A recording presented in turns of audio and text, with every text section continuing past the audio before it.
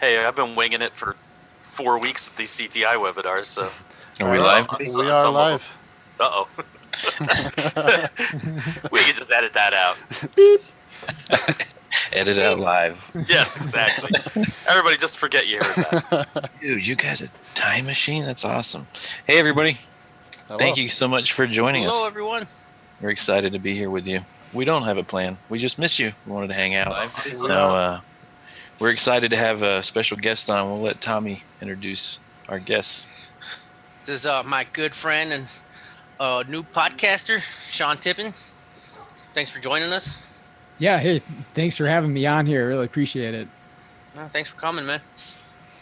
So Now it's my time to interview you. And I got my boys with me this time. Tables are turned. No, we're looking forward to. We're excited to talk to Sean about his podcast. He's been doing pretty awesome stuff. And then we have a couple case studies, and then we're just going to talk shop. So appreciate you guys hanging out. It's been a while. Yeah, it has been a while. I want to hear from you guys too. Put some comments. I know you guys know what I'm saying. Actually, I wanted to ask something. Did you guys get a chance to see? Chris Groff has just it's been a while, and I guess he's put out some stuff. Have you guys seen his latest? I have. Yeah, cool. I guess there's a series. He's planning on doing 3, I think. Right? Did you see both of them, or did you just see? I saw just one, but it's nice to see him back.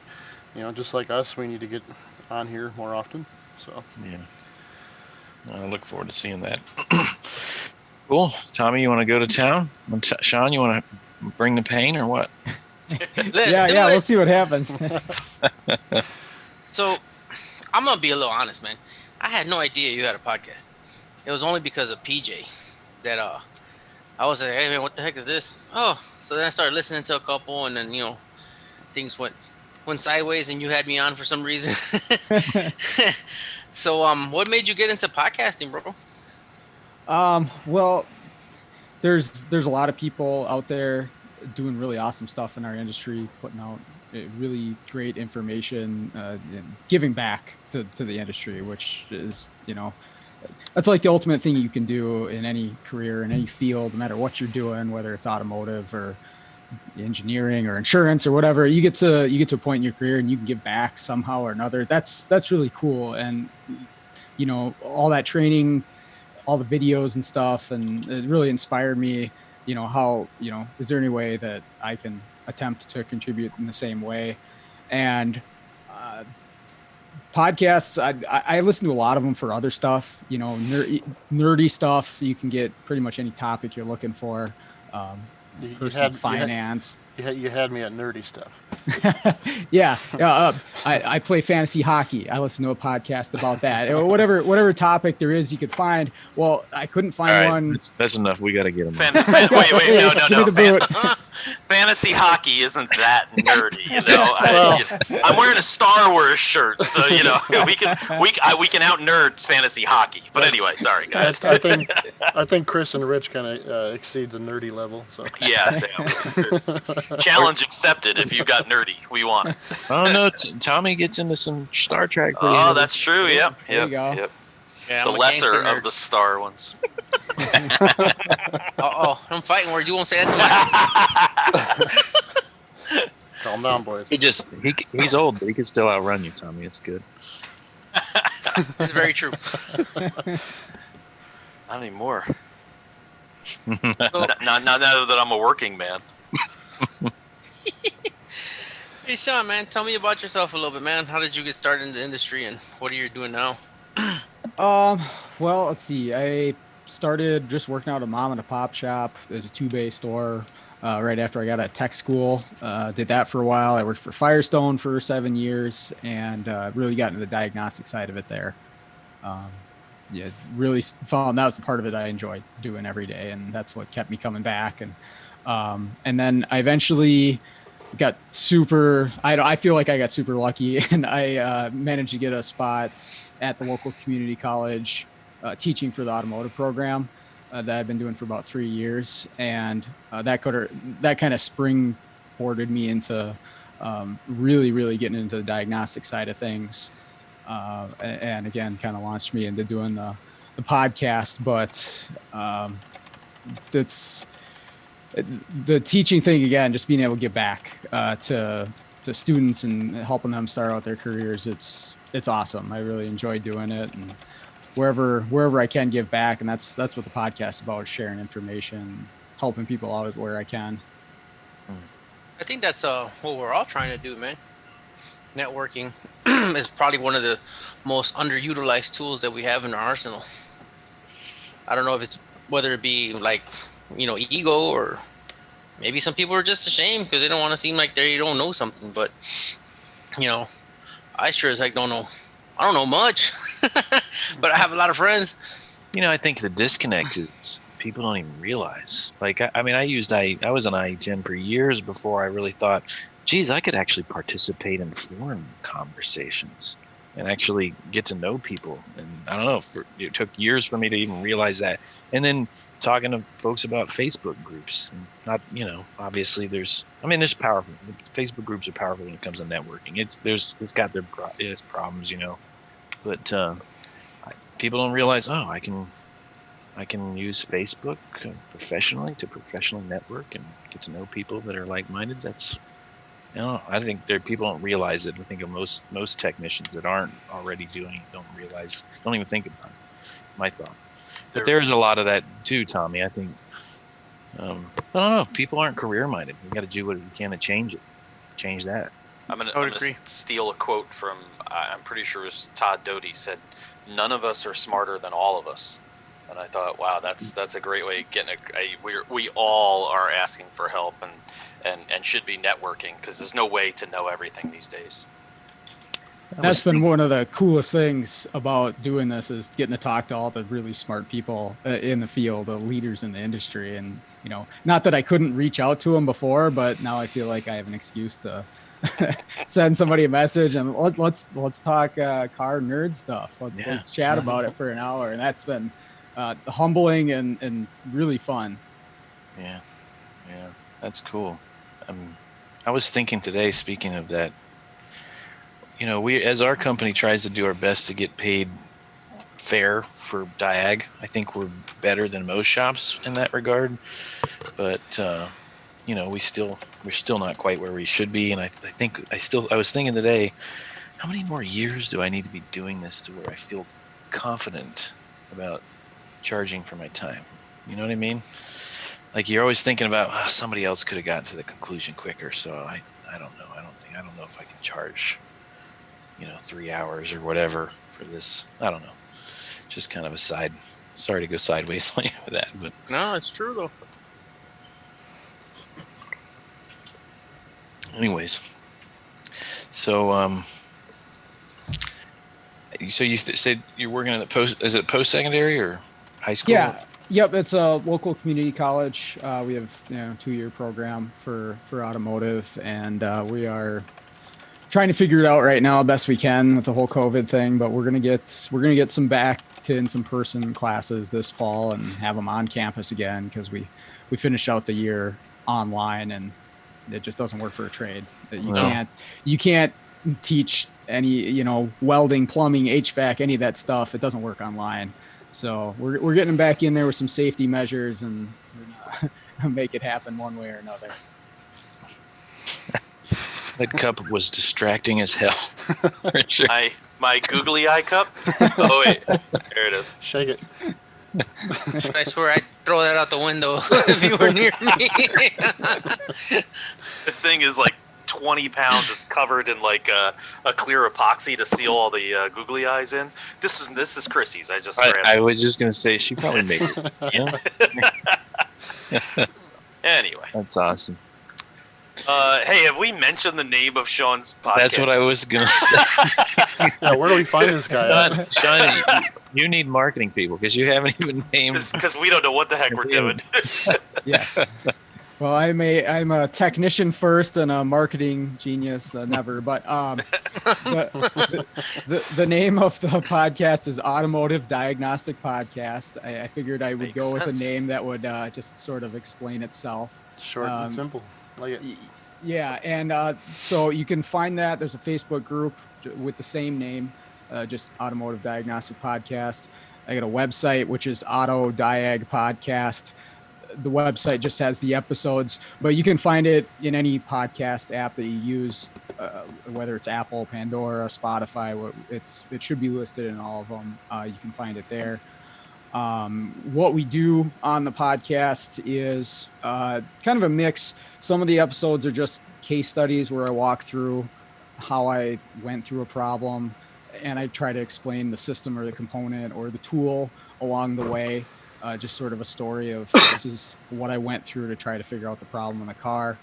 But I also interview people, which again I'm finding to be the most interesting part of it. Just for selfish reason for me, because I get to talk to all these really smart people, and so I just kind of do a mix. Is that your strategic way of inviting yourself on the show? that was very underhanded way of getting on. No, that was definitely not.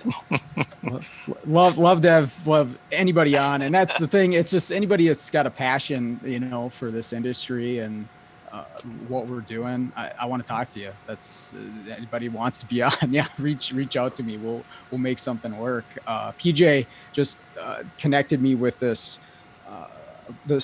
lady from Australia. She's like the top Toyota technician in, I don't know if it's Australia or the world or what, but I mean, so cool that I get to be chatting with somebody like that, trying to get them on the show. It's awesome.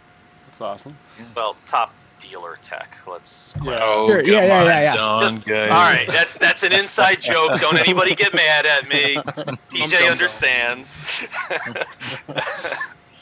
You guys are gonna be like llamas when you see each other again. Fighting. Alpha llama. Going from COVID safety face masks to just straight up spitting. PJ says the world. So top Toyota tech in the world. Wow. Cool. Like in production, how do they gauge that? I wonder. You'll find out though, right? Yeah. Those are gonna be my questions, because I'm not quite sure. So we don't want to talk about it. Don't worry. Yeah, no, don't give it away. That's a teaser right there. Yep. It is. We'll put the date in the comments below. I don't know, probably. Well, maybe. Ryan, I was looking the other day. Sorry to get off subject, but August doesn't have anything on the calendar. No. I know. I have not updated it, and I apologize. Dude, that bush, that poison oak or whatever, wrecked you. Dude, you have no idea. Those steroids that I was on wrecked me. Yeah, that's it. So what? Nothing on the calendar for webinars? Training webinars of training. Well, a lot of them have stopped. So there are a lot less now, but there still are some. Is now the time for me to do my shameless plug? Yeah. There you go. Let's do it. CTIonline.com. If you were attending live classes and your shop is paying the monthly fee, and honestly, I don't know what it is, but I know if you're a TechNet shop, you get one heck of a good discount. You can attend these online classes, and the beautiful thing is you're not locked into a specific instructor.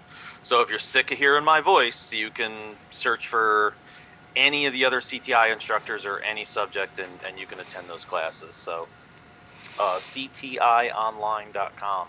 And if you weren't already attending live classes, check it out anyway and register. And yes, we are charging for them, but it really is a good price. As you should be. As we should. Yeah. And these are full classes. This isn't just like the 1 hour webinars we were doing for a couple of months.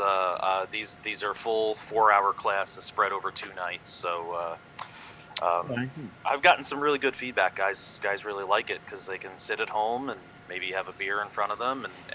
And some guys say it sinks in more because I'm not distracted by the other guys in the class and conversations. So, all right, your kids and dog at home, right? Yeah.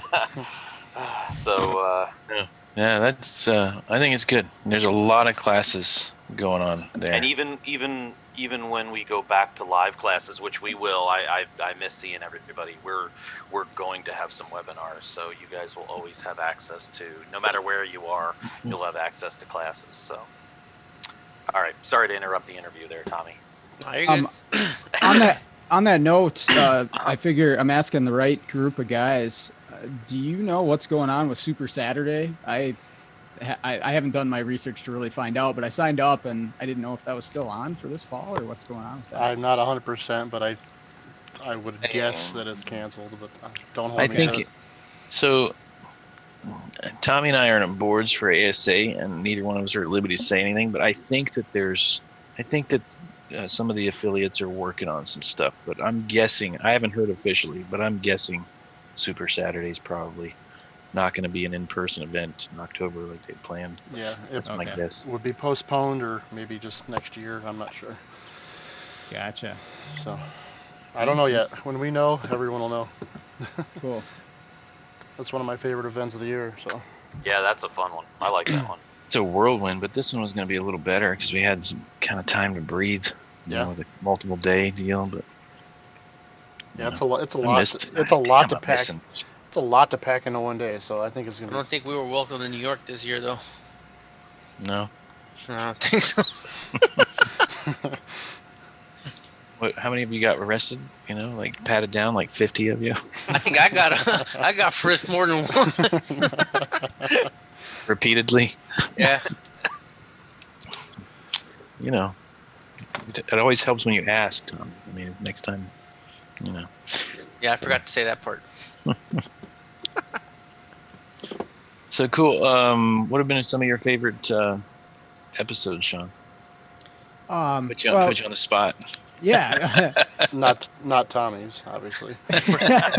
No, talking to Tommy was great because I'm still working on my interviewing skills, and Tommy just talked, and then that was awesome, and I just sat back and listened. And the interviews have been great. Like I just had one with John Gillespie. He's a CTI trainer too. Just super smart guy.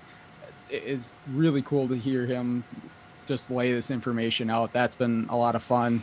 The other ones that I have fun with is kind of going back over, some of my own case studies and stuff too. Just not only being able to explain it, but look back and say, oh, okay, maybe I could have done this a little better. Maybe I could have taken this different path. And I didn't always think about that, on a day-to-day basis. I didn't really always think back on what I was doing, but when you really sit down and draw it out, explain it out, you can, recognize some ways you could have made your day better, some different decisions to improve your diagnostic path. So I guess for me, that's been a benefit for sure. There's analyzing your own case. I think there was a tech talk. Somebody did a tech talk on that, right? I believe you're correct. I can't remember that one. Well, they left everybody hanging at the Bryn did a great one. I totally forgot to tell people. No, that was the other one. That was which one? Oh, I think that was the one I finished. The other one I didn't finish. Sorry. All right. Everybody can go back to the video and watch it now. Was that with the one with Winthorpe?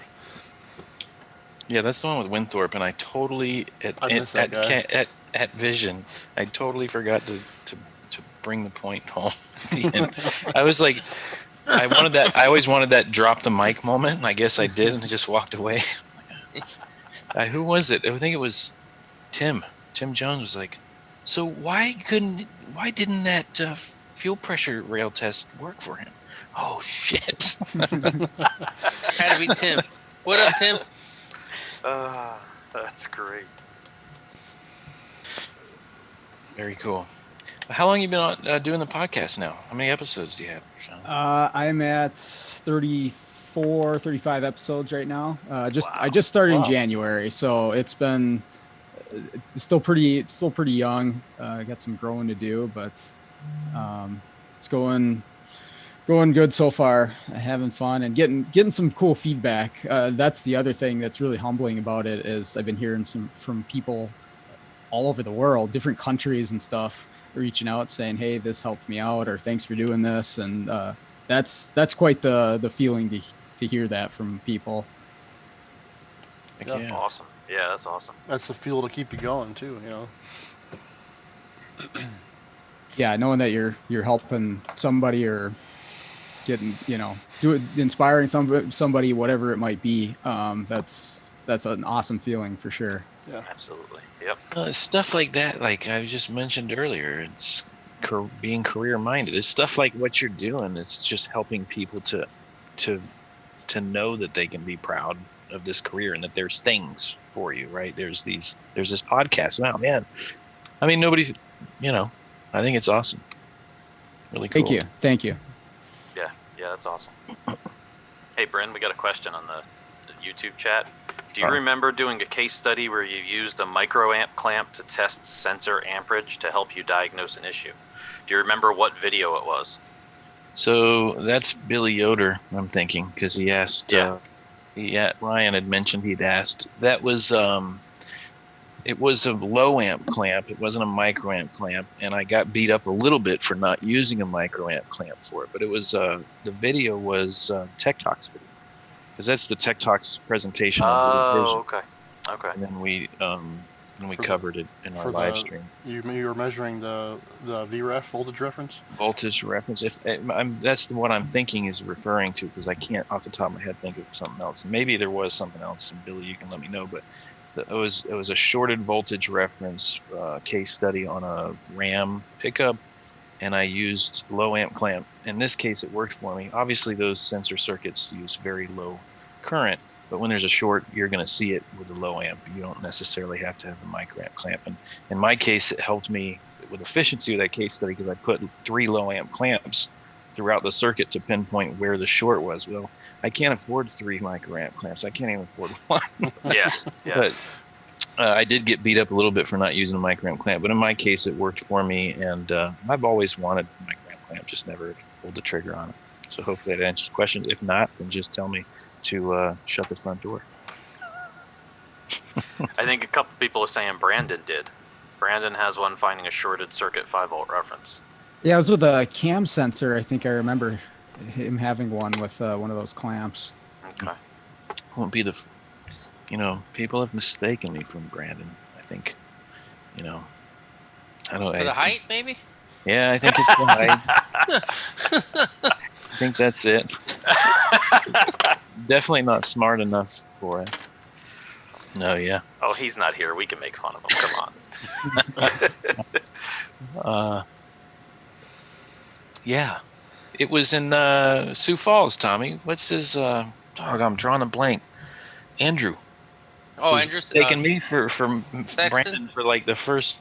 Man, you're kind of a big deal, aren't you? I'm like, no, man. And he's like, no, Jim Morton talks about you all the time. Oh, you're talking about Brandon Steckler. Okay, I got you.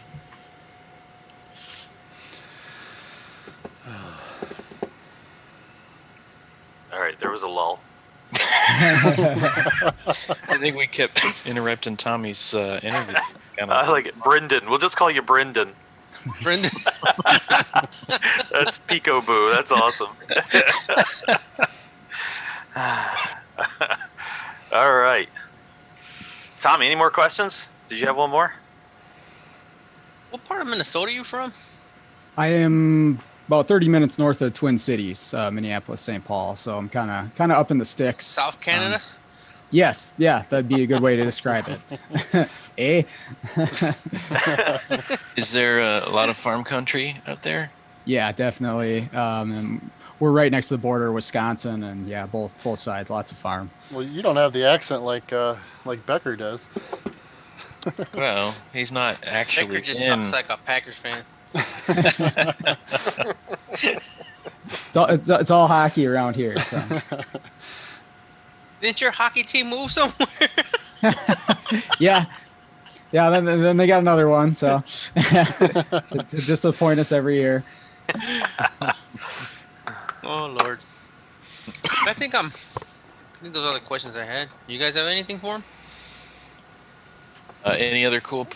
I mean, that Australian technician of the world. That's pretty. I'm looking forward to that. Any other ones you got lined up? That how do you earn that award? We're gonna find out, man. That's what I'm curious to find out for sure. I've got a electrical engineer that I'm going to talk to in the near future. So I'm working on what I'm going to talk about with him. So that's pretty cool, because I don't know jack squat about that. So I'm really interested there, and I'm just going to keep going. Basically, with it. if you don't know jack squat, you just have You just can say like one thing in the beginning and hope to God that he fills the space afterwards. Yes, I've got lots of questions. That's what we were hoping about you in this one. Right. Well, here. How about this? I'll let you guys take this. When Tommy was on his interview, he told me that he was the sole founder of Train by Tex. I don't know how everyone feels about it. I didn't say that.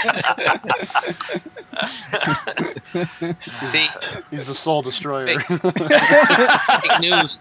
I believe that one more than the actual founder part. I destroyed our raffle. I was gonna say that. We should do it. If you wanna know Tommy's finest work, watch the video where we raffle a free ATG training class. Yes, in the creepy cabin in the woods after Saturday. I have a clip for you if you need. Tommy cleared the room. Literally. Dude, that was the best dining room floor sleep I have experienced in my life. Dude, that place was horrible. Excellent acoustics as well. The sound. Thanks, Rich. Holy cow. Poor Rich. All right, moving on. I don't know if we can talk about that. You guys can just inside, but they can use their imagination, I guess. I think we've talked about it before too. So the guys who's late. Keith. Good after morning. Nice of you to show up. Yeah, well, we had a little family emergency we had to take care of. So. Oh, everything okay? Yep, all good, all good. Good. So cool. How about you, Keith? Any questions for Sean before we move on to a case study? Hi, Sean. Is that beard real? Yep. It's nice and Irish for you there. So I'm sure that we've already covered many of the questions here, but I'm sure probably not. Yeah, probably not. No. Okay, you're expecting some level of professionalism that just hasn't happened. So. Gee, thanks. What made you start the podcast? I really like all the training that's out there, all the videos that people are putting a lot of passion into, whether it's YouTube or paid training or whatever. And I wanted, some way I wanted to be able to contribute to, and this was a way I found that I could do it. And it's something cool that, you can listen to while you're working or driving, whatever, where you can't be watching a video. It's something audio only. It gives another option for someone who wants to absorb some information. We're supposed to be the ones that say it's cool, man. Come on. You sound very full of yourself. Just kidding. For me, in my normal job where I'm driving from town to town, I love listening to podcasts on the road. So I'm a little behind because I'm at home, but I will definitely tune into a bunch of them. I think you like turn signal noises when you're driving. Only when I'm talking to you. Every time Bryn calls me, click. Which I don't get. Nobody uses turn signals in Florida. I actually found a YouTube video. It's 1 hour of turn signals that I'll play if I have to talk to Bryn when I'm at home. So, how do you choose your guests? It's really just people that are passionate about this. And yeah, right. They blackmail me. But I mean, anybody who's passionate about this industry and has got something to share about it, I want to talk to you. I want to chat. And I was telling these guys, it's just a nice excuse for me, if nothing else, to talk to some really smart people in this industry and put it on a podcast. But I get to sit down and hear what these people have to say. It's been a lot of fun. Pretty cool, man. It's just, I was gonna say, like, you're definitely giving back, and that's cool. But you're building pretty neat relationships too. I think that's pretty neat. Keep going, Keith. So you apparently spent time originally watching YouTube. Who were the channels that you watched? Oh boy, well, definitely checked out yours. Scanner Danner stuff. It doesn't matter after that. That's all I wanted to hear.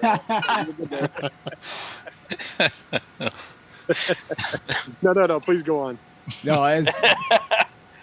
there's a bunch of channels out there that it's really an inspiration to see what everybody's out there doing, whether it's mobile work or just more training based setting. It's so cool.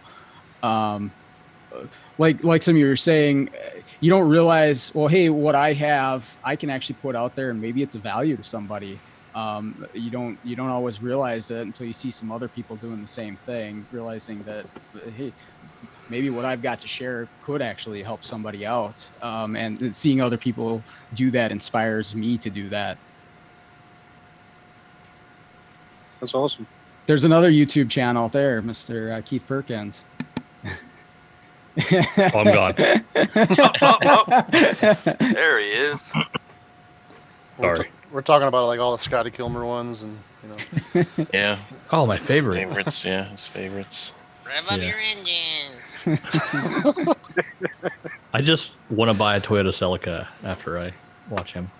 they last forever, man. It's all I should ever buy is like a 94 Camry in beige. I mean, they all That's look all the they same came in. from 1994 to 2020. I mean, beige Camrys. So what made you choose the podcast format, though? I listen to a lot of different ones. Yeah, it's saturated. No, just again, something where I can absorb some information, because I wanted to listen to a podcast about this specifically, like the diagnostic technology side. And Carm has his, which is an awesome podcast, but it's kind of more towards the management side of the business, and which is cool. It's not exactly what I was looking for. There wasn't one out there, so I was like, well, I guess I'll give this a shot and see how it goes. But it's great to have some information as an option as audio only, where you don't necessarily have to be watching the video. You're limited in audio because you can't show as much, but you can still get a decent amount of info across. When you do finally interview Rich, he can pick his nose and it's all good. That's when everyone will appreciate just audio only. Everybody always told me I had a face for radio, so that's perfect. You definitely should interview somebody from the Atlanta-based mobile diagnostic and programming company, because they have the same name. Oh, really? Automotive Diagnostics. That's okay. You can have an automotive diagnostic podcast with automotive diagnostics. Yeah. That's perfect. All right, there we go. And what will they talk about? Probably automotive diagnostics would be my guess. Hockey. No, they'll talk about hockey. Yeah, exactly. And PT Cruisers. Did you say PT Cruisers? Yeah. That's your specialty, Brian. I worked on one today, so. My condolences. We had one for our loaner vehicle. It was basically like putting our clients in a dunce cap. This one's free. Oh my god, that's insulting. I'd be like, nah, I'll walk. I'm You good. know what the worst part is, Richard? We had a CTSV customer come in, and I offered him the PT Cruiser for a loaner vehicle.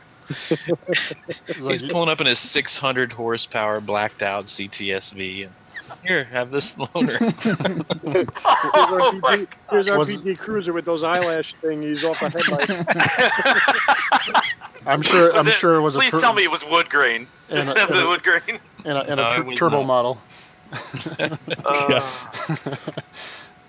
If it's a turbo model, just save the PCM, because it's the only thing worth anything. Ain't that the truth? Mm-hmm. Excuse me. All right. Get your case study time.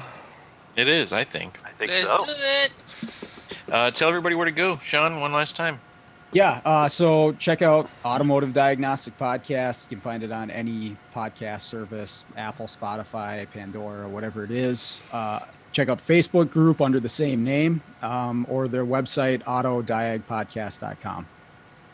Very cool. Thank you again so much for joining us, and you're free to go anytime you want. I'm sure you're getting tired of us already, but if you want to hang out and talk shop, we'll have a couple case studies. We're just going to hang out. No, I just want to say thanks again to everybody having me on. Really appreciate it. What you guys are doing is fantastic. Again, really inspiring for a lot of people. So keep it up. Well, thank you. I think we could say the same about you. Thank you. Absolutely, yes. So who's got a case study here? Didn't you? I think you said you got something, right? I got one. Nope, not me. No. I think that was Brian. Oh, no, Keith got one. Yeah, Keith's got one. You said you had one. I'm not Keith. You can see that by the name. I'm just the guy who's late. There is a Keith in house, though. Nope. Case study now. That's the first time. That's the first time he was ever almost speechless. Yeah. I literally just got home and came in straight from diagnostics. So there we go. From working on automotive diagnostics. Yeah. Well, tell us, Keith, what was the last car you were working on? 07 Jeep Wrangler. And what was wrong with this 07 Jeep Wrangler? No Sound like his wife. Nope. Yeah. No comm with anything at all, and all they cared about was the ABS light that was on. Ran and drove, no problem. So clearly it was a missing fuse. It was a crusty DLC. Where did you find the water? Yeah, a crusty DLC. Yeah. As soon as I opened it up and saw, as soon as I got there and saw all the light bars and all the drain plugs out of the floor missing, I immediately knew it was water. Oh, jeez. I have a hybrid Highlander isolation fault to diagnose tomorrow. Ooh. I think it was water. It should be fun. I did get a squishy Volkswagen the other day. Called me out to program a used ABS module. I get there and it had 3 inches of water in the floor. I was like, only 3 inches? So how did the programming go? Yeah, it was the wrong module. It was not the submarine model? Nope, it was not the Michael Phelps edition. It was the only module that wasn't in the floor, and that's the one they went and programmed. Jeez. Wait a minute. I don't understand what everybody complains about. It's not like they charge you extra for the water. Yeah. Alrighty. Well, Go for it. I got mine here. You guys can see that, right? Mm-hmm. Okay. Yeah. 2012 GMC Sierra. This was a vehicle. A family friend had owned this, and he had called me up and just talking with me and asked me if I had any help with cruise control in op. He's telling me that he put a trailer brake controller in his truck, and ever since that happened, the cruise control no longer works. So I'm, immediately tell him, why don't you just try unplugging it, and of course he said he's already done that, and it still doesn't work. He continues to explain the story to me, and apparently he's brought this truck to the dealer, and the dealership has put in a brake pedal switch. I'm like, okay, and then what happened? And he's like, well, I picked up my truck, the brake pedal switch was replaced, and the cruise control, as soon as I left the dealership, I tried the cruise control, and the cruise control did not work. I'm like, okay, and then you took it back to the dealer, right? He goes, yeah, I went back to the dealership, and they said that they have to reschedule him for the following week because they can't fit him in right now. So he's like, okay, well, so the next week comes along, and he reschedules the truck in, brings it in, and they look at the vehicle one more time, and again they put in another brake switch. I'm like, okay, and then what happened? He's like, well, I left, I tried my cruise control, and it didn't work. I'm like, what the heck? That makes no sense at all. I'm like, did they tell you that it worked when they got done with the switch? He goes, yeah. So apparently this happened one more time. They did the switch the third time, and also they replaced or overlaid a wire between the brake pedal switch and the powertrain control module. So they said that they believe that there's a disconnect in the signal wire between the switch and the PCM, and they're going to overlay a wire just to take care of it. And if there's an intermittent open circuit, that's going to take care of it. So he left the dealership after they had done that, and the cruise control happened to work. So he was happy. He got all the way home, the cruise control worked the entire way home, and there was no issues. The next morning, he went to go to work, and of course, the cruise control no longer works. So he calls the dealership back up, and they, of course, have to reschedule him in. And instead of waiting for them to get the vehicle in, he calls me back, and this is where the conversation, this is where the whole story began with me, is at this point in time. He mentions to me that after the third time, when the cruise control finally began to work, that he noticed that the cruise control stopped working after he made like a quick, sharp turn. And the first thing that came to my head was potentially a clock spring issue. You know, between the switches in the steering wheel and the modules that the switches are connected to, there's the clock spring in the center, and you know, if you spin the wheel, sometimes there may be an intermittent disconnect, and that's the first thing that came to my mind. And I mentioned that to him, and I told him, obviously I'm not there to prove that theory, but that's my suspicions. I'd like to look at it before we just go ahead and throw a clock spring in. Sometimes they're not cheap, you know. They include steering angle sensors and all kinds of stuff, and relearns and all that. So I wanted to be sure that that's what's going on.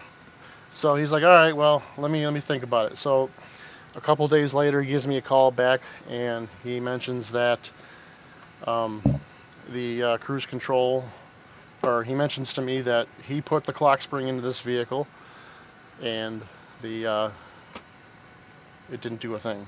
The truck is still broken. I'm like, all right, that's enough for replacing parts. Let me look at this truck. Let's figure out what's going on. So just a brief description of how this works. That the brake pedal switch is not actually a brake pedal switch. It's a brake pedal position sensor. You can see there's two different potentiometers within this one single component. 3 wires would go to the body module, and 3 wires would go to the engine control module. You have 2 completely separate sensors within one part. I'm like, all right, so that makes sense. I pull it in, and I pull the trouble codes, and I have a P0572 brake switch circuit low voltage. Below the code description, there is conditions for setting the DTC, and it says that the ECM detects a low voltage signal on the stop lamp switch signal for more than 2 seconds when the serial data message from the body module indicates that the brakes are applied. So there has to be some kind of correlation between the body module and the powertrain module. They must always be identical at all times, and if that fault happens 8 out of 10 times, this code sets. And when this code sets, the cruise control is disabled. Below that, there is circuit testing for this trouble code. It says with the ignition off, disconnect the harness connectors at the following modules, and then go ahead and turn the ignition key on. The engine control module X1 harness connector and the electronic brake control module, that is the ABS control module. We're going to unplug both of those. And then below that it says the PTO module, which this truck does not have, and also the trailer brake control module, which obviously this truck does not have because we're putting an aftermarket one on that started this whole problem. It says below that to connect a test lamp between the appropriate engine control module signal circuit terminals listed below and ground. So it wants you to find the RPO code that this truck has and could compare the circuits that are on there with what happens when you depress the brake pedal. Terminal 9 right here is the Terminal 9 is the terminal that is required for my vehicle. I have an LC9 RPO code. So I'm going to go to terminal 9 at the X1 connector on the engine control module and just simply make sure that it turns on and off when you depress the brake pedal. Seems pretty simple. So I'm at that connector. Here is the engine control module. This connector is unplugged, and this wire goes all the way up here to these various splice packs, the fuse block that's underneath the hood, another splice here, and then all the way back down to the body control module, which is in the dash. And when you depress the brake, that light should flash. And sure enough, it does. I'm like, okay, no big deal. You hit the brake pedal, it flashes. So moving on in that test procedure, there are 3 scenarios that can happen with that test light. Either the test light stays off, or the test light stays on all the time, or the test lamp turns on and off. In my case, that test lamp turned on and off depending on the position of my foot on the brake pedal. And it says below there, replace the engine control module. No further testing, just replace the engine control module. Now, if you're like me, when you see things like that, that kind of drives me nuts, because I like to do a little bit more further testing before I just go ahead and replace an engine control module. But the test procedure does say replace it. But I like to do things a little bit more thorough and just see if I can double check this thing in a different way. Yeah. Hey Brian, I'm sorry. YouTube can't see your screen, bro. Really? Yeah. All right. Give me 1 second.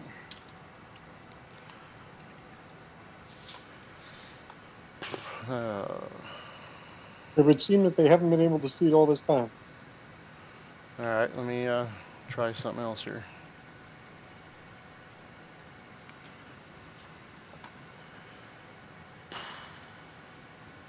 They were blaming me in the chat. All right. Could you guys see it or no? Yeah. Yeah, I see it. Yeah, but I see it. YouTube's still stuck on number 1. Now it's black. All right. Let's not make this about race, Tommy. The screen is black, sir. It looks like it's up now. Yeah, it's up right now. All right. So. All right. Well, let me go back a little bit just to redo this. Again, here is the brake pedal position sensor. There's 2 sensors in here. You can see that they're... that's not switching either. Crap. Hang on. Technical difficulties. Wonderful.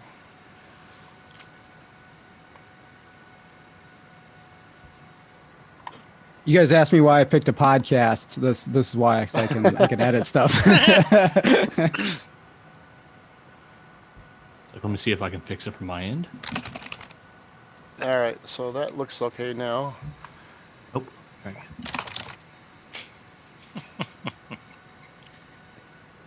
No, It was there, and then it went black. All right, that looks with good a little now. white dot. Almost. Oh, now it's back. Why There isn't we it? go. Should I go again? All right, I'm just gonna do this. I'm gonna keep it out of presentation mode, and that'll work just fine. Let me make All this fixed. Let me make this a little bigger. Sorry, guys. All right, so presentation. So we can't follow along now, right? No. Okay. You need more monitors. Apparently, I should have. Apparently, Zoom changed the way they handle the way the screen is shared. So I have to look into this. It's been a while, so sorry, guys. They've had some updates, and it's really thrown Yeah. some of us off. So Yeah. All right. All right. Looks like it's working now. Anyways, Yep. so the brake pedal position sensor again has 2 potentiometers. You can see in this diagram right here. Here's that code that I had and the conditions for setting it. I already explained that. And this is the test procedure. And again, there was a flashing light at the engine control module for the brake switch output from the body module. Moving on, there is again 3 different scenarios that can happen to that circuit. Either the test light stays off all the time, either the test lamp stays on all the time, or the test lamp turns on and off as you're depressing the brake, as you would expect. And that is what happens, and right there, we're done. Replace the engine control module. Do not test anything further. Go ahead and replace the engine control module. And like I said, if you're like me, I don't know. I don't know if I want to replace that engine control module yet. Let me do some more further testing. See if I can confirm this in some other way that might be different than the way the manufacturer has. You see, especially with the scenario that's going on where this has been to the dealership multiple times. I just want to double check my work before I go ahead and replace a potentially expensive engine control module. So you'll notice that in this test procedure that it's having you check with the test light, and that's it. There's no viewing data. You know that these this brake pedal position sensor goes directly to two different modules. So there should be data within the engine control module and also the body control module. So I'm right here looking at the data that is in the body control module. On the top left, you see the calculated brake pedal position, and that's in counts. That is a variable PID depending on the position of my foot. That responds exactly how I'm pushing the brake pedal. The harder I push it, the further the signal goes up, and it matches exactly what's going on. In the middle center one, there's a brake applied output signal, and that is simply the brake switch output for other modules. Also the brake lights, that's just a toggled on and off signal. That's just giving me a data PID that the brake switch is depressed. That's it. And then you can see that there is a learned value for that brake pedal position. Anytime this switch is removed, it's in your hand, it's replaced, it's whatever, you must relearn the position of that pedal. There's a process within the scan tool to relearn that brake pedal position sensor, and it says that it's learned. Also, it says here that these three different PIDs here asking if that the pedal was low during the learn. No, it was not. Was it high during the learn? No, it was not. Or did it move during the learn process? No, it did not. So all three of those look to me like it's learned. And also at the bottom you can see the value is 205 for the home position. That's the learned value. And all the way at the right here, it's resting at 204. So I'm right on the money for the home position in the rest position. So it's safe to say that this pedal position sensor has been relearned after they replaced it multiple times. I'm happy with that. And I'm also happy with all of this data. The body control module appears to be processing the signal coming in from the pedal position sensor. It's reacting, it's outputting a signal to the lights, the brake lights work. It seems like the body control module is doing exactly what it's supposed to. I have no reason to go further at this point with the body modules, so let's continue on. I want to go into the engine control module. Now, this is the module that they're telling me that should be replaced, and sure enough, I do see data in the engine control module that's not responsive when I depress the brake pedal. The top left, it's BPP signal, and that data PID does toggle on and off as I'm depressing the pedal. And then the other two, BPP circuit signal and torque converter clutch cruise control brake pedal switch, is not changing state when I depress the brake pedal. So that's interesting. Why aren't they not responding? So I'm thinking to myself, possibly there might be maybe there's still a sensor problem. I talked to Bryn about this actually. He mentioned to me that he had a vehicle that needed a couple switches before they finally got one that worked correctly, and that took care of the truck. So I'm thinking in the back of my head, I know they put 3 in this thing already. Maybe it's bad. So I decided to scope it. I'm gonna go to that brake pedal position sensor and see what's going on. The top channel in red, channel B, is the 5-volt reference, and you can see that's steady as can be, 5 volts. The channel that is green is the sensor ground. That's again stuck at 0 volts, nice and happy. And if you look at the channel in blue and purple, those are the signals that are present directly at the body control module, back probe directly at the body module, and then powertrain module. Both of those data PIDs are absolutely identical. They almost look like exactly the same. Even the small little blips of noise are present in both of those signals. It looks like they're the exact same thing. So I'm thinking to myself, maybe those two circuits are shorted somewhere in the circuit, somewhere in the pedal.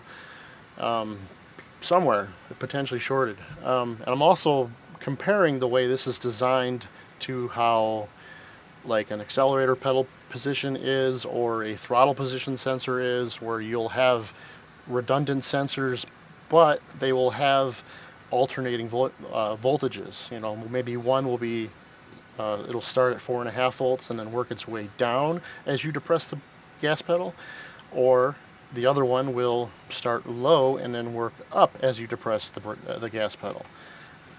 I don't have that service information published on how this works.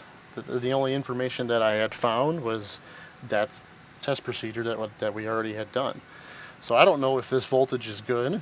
I don't know if it's correct. I don't know if it's shorted. I don't know. So I have to do some, rough diagnostics to figure this out on my own. I did notice that the voltage does appear to be kind of low. Thinking like a throttle position sensor, usually a throttle position will start at a 0.5 volt and then work its way all the way up to 4.5. This one starts at 1 volt and goes all the way up to 2 volts. Like exactly. That's it. You get 1 volt of range on both of these sensors, and they're both identical.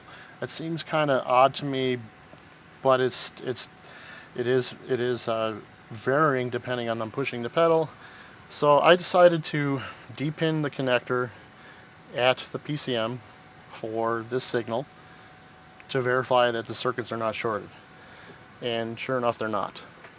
These truly are absolutely identical going to each module, and that's just the way the circuit is designed. So you needed an ECM all along? So that's the test procedures told me put a PCM in it. I've done every test that I can think of that says put a PCM in it. So what did I do? I put a PCM in it. I called up the dealership and I ordered a AC Delco ECM and go ahead programmed it, put it in. I go and test drive this vehicle. Success. The cruise control is working. Like, all right, I got it. Nailed it. I can tell from your tone there's more to the story. Major success. So I'm driving this vehicle. Cruise control works just fine. I ended up parking the vehicle. Again, this was my friend's truck, so he let me borrow the truck for about a week. So I parked the vehicle back outside, and then I ended up going home for the evening. The cruise control worked all the way home to my house, which is about 20 miles from work. It worked all the way home until the last road that I live on, it quit working, like 20 miles away. I'm like, all right, great. Cruise control worked for about 20 miles, and literally hundreds of brake applications were made. I purposely pushed that brake pedal as many times as I can just to see if it would set a fault, and I could not get it to not work until the last road on my test drive, my ride home from work. So now what? Shit, back to the drawing board. So instead of, getting that cruise to work, I decided to just get on a cruise and, go on vacation. Dude. I'm done. Absolutely done. But it never left port. Well, the dealer tried 3 stoplight switches, so maybe you needed 3 ECMs to fix it. Well, yeah, you're right. It very well could be. Yeah, it might need 3. Who knows? The programming probably fell out. I'm gonna grab a drink of water. I'm dying here. Brian's out. Just like he quits. He quits. I'm on a cruise. Says I'm on a boat. Man, just leave him hanging like that. Dude, out, man. All right. 2012 truck in Ohio. It's probably already rusted out. Actually, it's pretty clean. A friend of mine, he keeps it in the garage, washes it. Not many people wash their cars, so. All right, so if you remember back in the engine control module, there was 2 data PIDs that were not responsive. The engine control module is new. This data did not change. It's still inactive. So I did a little bit of research, which actually took me quite a while, to find out what those data PIDs actually mean. And luckily in GM service information, they do publish exactly what those data PIDs are. And it says right here that the BPP signal, which is the one that is working, it says this parameter displays the state of the brake pedal position switch as determined by the brake pedal switch. The scan tool displays the applied when the brake is depressed and released, of course, when it's not depressed. So that tells me that this signal right here is directly from the switch. There's no other module involved with this data PID. This is just switch input. I'm like, all right, so that makes sense. That I saw that on the scope. The switch was active at the PCM, and it's active in data. That makes sense. The second PID here, BPP circuit signal, it says that this PID is the BCM uses the brake pedal position sensor as an indication that the brake pedal is applied or released. Now that doesn't directly say that that PID is a result of the body module busing information over to the powertrain module. Doesn't say that directly, but I'm kind of assuming that's what that means because they mentioned the body module. So I'm thinking to myself, potentially the body module is not busing that information over. Even though the body module is capable of, I showed you that in the beginning here, the body module is capable of busing the information to the scan tool. Why would it be capable of busing the information over to the network to other modules? It doesn't make sense to me. And if that is the case, why is there only one code? If the body module is responsible for turning the lights on, it's responsible for busing data to the ABS module, to the trans control module. All of the modules that use this information I would imagine would come from the body module, but I'm only setting that one specific code. So it's kind of interesting. So I'm thinking to myself, maybe I got a busing issue. I ended up going home thinking about this, and I talked to our friend Brandon, and he pretty much agreed with me, and also told me, he's like, he said, Brian, I'm thinking this thing needs a body control module. And I'm thinking to myself, all right, that's exactly what I'm thinking, but how do I prove that? I don't know how to prove that. There's no real way I think that I know of proving that other than trying a module. I don't have one in my magical pocket to just slip it in and try it. I'm not a dealer tech, so I don't have those things. PJ. Now you gotta get PJ back. Hopefully he's still listening. So Brandon mentions to me that he can get on the phone with Jim Wilson, who is a GM guru. Was that Brendan or Brandon? Brendan, the little guy. the other one. But he mentions that he can get on the phone with Jim Wilson, who is a GM guru, to kind of pick his brain to see if he's ever come across this. And he had a small conversation with him, and they both kind of agree that it looks like the body control module is not busing that information over. Now, that wasn't in the test procedure at all, and I don't know why. I don't know why this didn't include in the test procedure at all to verify something with the body control module, some type of test procedure that would include the body module. The test procedure did not include any of that. So I ended up putting a body control module in. I happened to talk to my friend Joe, and I mentioned to him that I was able to get the cruise control to work with the powertrain control module.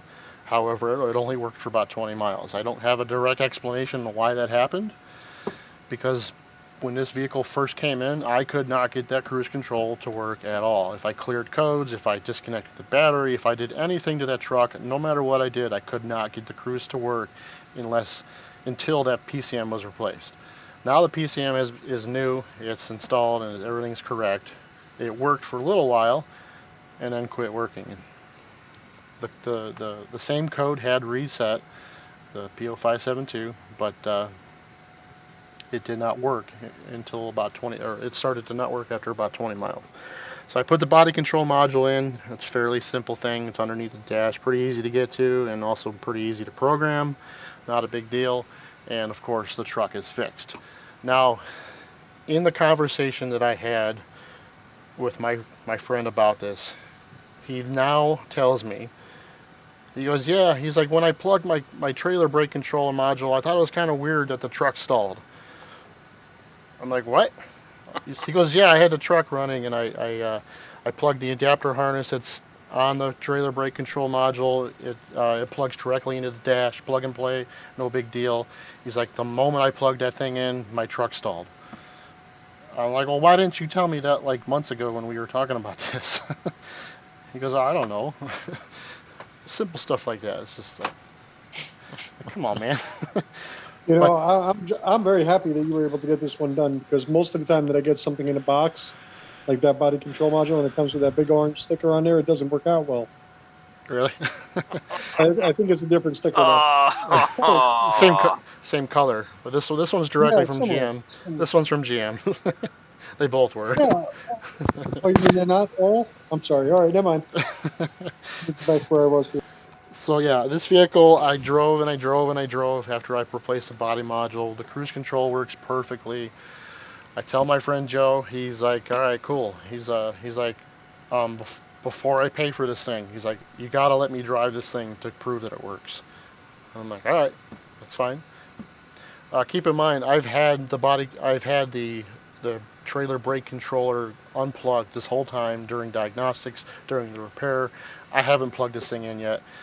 And he shows up, I give him the keys, and he's driving the thing, cruise control works, he decides to stop for gas, and while he's filling up with gas, he happens to peek down and he notices that the trailer brake control harness is not plugged in. So he plugs it in. Oh, what an asshole. I'm like, you plugged it in? He goes, yeah, I plugged it in. I'm like, all right. I'm like, and then what? He goes, it still works. I'm like, oh, God, all right, cool.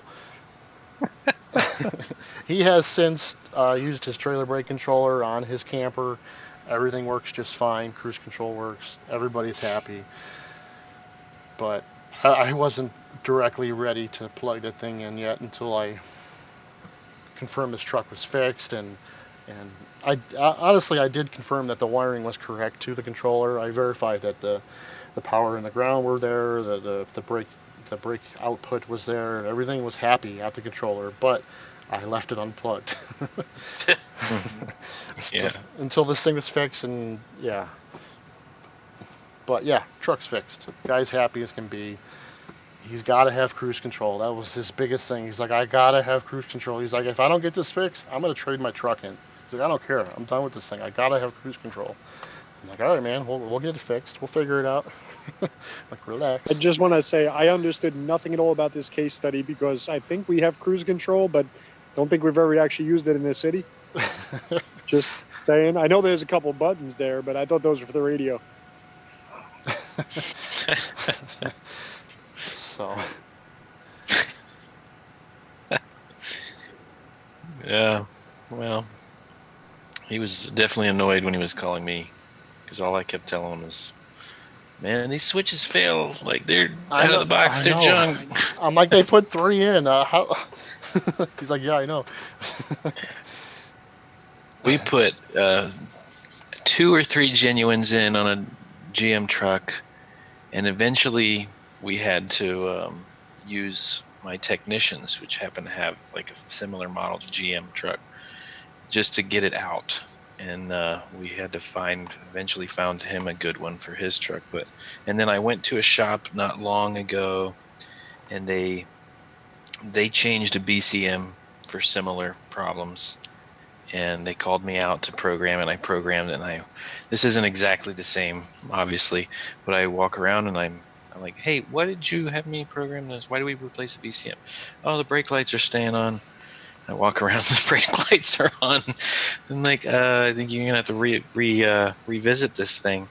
And I come back the next day to program something else, and they told me that they had a bad AC Delco original equipment brake switch, or sensor or whatever. So just a couple personal experiences. Pico Boo asked if this was an aftermarket trailer brake controller. This was a $30 trailer brake controller, and he had the adapter harness that fit his vehicle, so it would just be plug and play, no big deal. Apparently, you're not supposed to do it with a truck running. I mean, I don't have an answer for that. It's interesting, but I do know these GM body modules, they are sensitive. They don't like things like that. So, yeah. There's actually something to that because IPA Tools makes a special electronic brake tester for those units. So yeah, you may be onto something there. Okay. Well, that was a butt kicker, man. Yeah. That's what we struggle with. We talked about it the other day. Even with scan data, in GM's case, they do pretty good. You can find it in service information, but how many cars do that? No, that's true. Yeah, I was lucky to find that. Even though it took me a while to find it, I was lucky to find it. So no scope necessary. Well, I don't know about that. Is Rick still here? I'm still here, yeah. Okay. My mouth shut. I wasn't going to start it. I think that when you don't have service information you need, sometimes the scope's got to come out just so you can understand how the circuit works. Like Brian did, he had to rule out he had to understand, are these circuits actually identical? Or are they shorted together?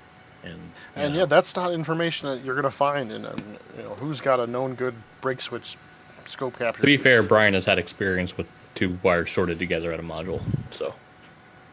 Huh? Well, that was because he back probed. Yeah. One side. Wait, what? The cam and crank sensor, when you back probed them and they shorted together. Oh yeah, that was. I think that was a Nissan, where the ECM connectors are like pretty wide spaced open, and the cam and the crank sensors are right next to each other. And back probing it, I happened to, of course, short the 2 adjacent terminals, and I was like, wow, these signals are identical. What the heck's going on? But yeah, it was just me doing that. So that's a good reason. I'm not the only one. That's a good reason why I like to pierce. So. Yep, me too. Or like when you don't turn the ignition switch on to program something, you keep getting errors because it's a 7-second hold to get the ignition to turn on. Yeah. Yeah, with GMs. Yeah. Thank you, GM. Yeah. Yep. I remember somebody calling me and going, "Dude, I can't figure this out." And then halfway through, I was like, "How long? What do you mean the ignition's on?" It's like, "I can't get the ignition on. Hold it longer." No, somebody might be on tonight watching, but I was called out to a shop that's been doing, initially I was doing a lot of their programming, but he started doing, he bought a pass-through device and did his, started learning, and he's starting to do most of their own programming. But they called me out on a Corvette, asked me to program it. They were struggling with it, and he thought it was the fact that he couldn't get the updated wrapper downloaded. J2534 wrapper, so he got an error and it wouldn't go through, and he just assumed that it was because of that, because he couldn't get it right, download it. So I came in, and that's like antiquated push button stuff. I don't even remember the details. The rocker switch, yeah, with the rocker switch. Yeah, it does. It's got like one and then something next to it or something like that. I can't remember. Yeah. He thought he had the ignition on it, and he didn't. So, yeah. Did anybody know the reason or explanation for the title wrapper? Like, what is it wrapping? Because GM. Yeah. Because GM. Like, is it like wrapping presents for you? So we push buttons. We don't ask questions, man. Yeah. I just we had this conversation. Remember? Just no, I don't work. Push more buttons. I don't know. I just know that they say I need it. Well, cool. Anybody got anything else? Didn't you have one? I don't really have anything put together. We can talk about it if you want. Yeah. I mean, you spent half your case study without people seeing your slides, so it means basically. Yeah, I gotta figure out what Zoom did differently here to be able to share screens. So. Well, I'll give a shout out to Hans and Chris. I bugged them kind of early on in this case study because I don't know. I'm not a Volkswagen. Because it's a Volkswagen. I'm not a Volkswagen tech, and I was frustrated with the wiring diagrams, and I assumed, Hans and Chris are obviously the exception. But a lot of European techs, I mean, would you guys agree that if you talk to a lot of European techs, it's probably not any different in domestic, but they rely on experience a lot? Would you guys? I would agree. So Absolutely. I am so inexperienced with Volkswagen, really. So anyways, I reached out to Hans and Chris mostly because I was really frustrated with wiring diagrams. And this was an 09 Passat, I think. Anyways, parasitic drain. Been dealing with it for months. Referred to us by another shop, and was tracing down this parasitic drain and trying to find wiring diagrams or the right ones for the car, some resources that maybe he had, some OE stuff. And I'm on the phone with him, and the questions he's asking me, I'm like, clearly he's dealing with the same shit when he's dealing with an OE. It's the same shit.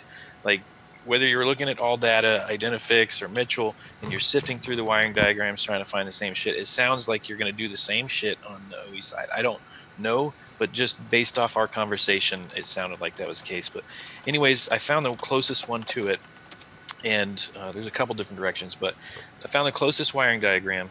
And when I was tracking this parasitic drain down, there was SA and SB were fuse boxes under the hood. When from the wiring diagram, those fuses that I needed, the circuits that I needed to trace down, went to SC, which is left instrument panel end cap fuse box, and SD, which is right instrument panel end cap fuse box. Every diagram I looked at showed both of those fuse boxes. Well, I had traced, or at least I thought, in hindsight, I think I missed something, but I started tracing an SC, which is the left end cap. I'm using hands, but they don't show up half the time. But I went to the right side of it because I'm not really seeing what I wanted to see on the left side fuse panel inside the vehicle, and there's no fuse box. What the hell? And I go back and I'm looking at wire diagrams, and everything shows them there. And they're not saying, with this build versus that build. They're all indicating that fuse box is there, and it's not there. So I call Chris, and basically, like, he's surprised. Wow, you mean it's not there? No, it's not there, man. I've spent a lot of time. It's not there. So eventually I come to terms, or I believe, this is what I believe. I believe the right side is for right-hand drive markets, but for some reason or another, the wiring diagrams do not show or express it in any, even like, 2-point font anywhere. So that kind of helped me to get the rest of the way. And at that point, I talked to Hans a little bit more. And it was with Hans, it was more just experience, because he works on a lot of that stuff. And it was helpful for sure. But ultimately, we found the parasitic drain would go away if we unplugged the harness to the right rear door jamb. No surprise to Volkswagen techs, I'm sure. So then with parasitic drains are tough. With modern cars, there's all kinds of things that could be keeping, maybe it is that module, but there's all kinds of things that may be keeping that module open. And of course, during the process, I'm looking at scan data to try to see if there's any door switches or anything like that that are maybe can help give me a diagnostic direction. And there was really not anything. Ultimately, I eventually finally pulled the door panel and found that by unplugging the right rear door module, which is part of the window motor, that the parasitic drain went away. Well, I don't stop there, because I still think I want to make sure that there's not a sensor input or something like that. Even though I didn't see anything in scan data, I wanted to make sure there wasn't anything going on to keep this thing down. So usually I isolate circuits to do that. And this initially, it was easier for me to just, with the door panel already off, unplug. There's 4 connectors in the door. Just unplug them one at a time. Parasitic drain did not go away. So I'm like, oh, okay, so we might be dealing with a driver's passenger rear door control module. But I wanted to be sure, so I took every wire off of that door module except for the power and grounds that were basically consuming, current was flowing in those circuits, key off, and the draw was not there. So I'm thinking, there is something that's keeping this thing awake. What the hell is it? Well, I found that if I took the LIN bus, I would call it a LIN bus. It's like a single wire master-slave setup. The passenger front door and the passenger rear door, I think, have this dedicated communication line between the two. If I took this off the passenger rear door, the draw would go away. Everything else plugged in, remove this one LIN bus wire, the draw went away. So it would stop you there and ask you, if you unplugged the door module on the right rear, the draw went away. But you unplugged, like, where do you go? At what point is it, if it were the passenger front door module that's causing the passenger rear door module to stay awake because it's communicating or talking, you would assume by unplugging the right rear door module that the passenger front was still awake, right? It's still awake and it's still consuming energy.